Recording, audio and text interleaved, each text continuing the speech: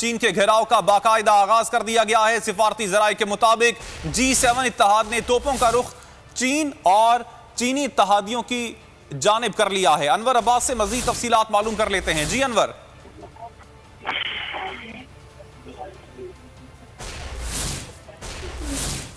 जी बिल्कुल, दुनिया के 9 ममालिक 120 साल कबल चीन के घेराव के लिए इकट्ठे हुए थे और आज फिर वो 9 ममालिक चीन के घेराव के लिए कमर बस्ता हो गए। एक में चीन की मगरबियत और मिशनरियत के खिलाफ बॉक्सर तहरीक के मुकाबले में अमेरिका, बरतानिया, जापान, जर्मनी और फ्रांस ने गैर एलानिया इत्तेहाद तश्कील दिया और गैर एलानिया जंग की। और आज इनमें से अक्सर ममालिक ने G7 में एक मरतबा फिर एका किया है और पुराने साम्राज्य को एक नई शक्ल में सामने लाया गया है। अमेरिका की जानिब से चीन के घेराव का बाकायदा आगाज किया गया है। चंद रोज G7 इत्तेहाद ने तोपों का रुख चीन की जानिब और चीन के इत्तेहादियों की जानिब कर लिया है और दुनिया एक नई जंग का आगाज हो चुका है, जिसमें के बात शामिल है। क्वाड इत्तेहाद के बाद 7 ममालिक का बरतानिया में इजलास मुनक्किद हुआ है, जिसमें के क्वाड ममालिक के अलावा आपने अपडेट किया, आपका शुक्रिया।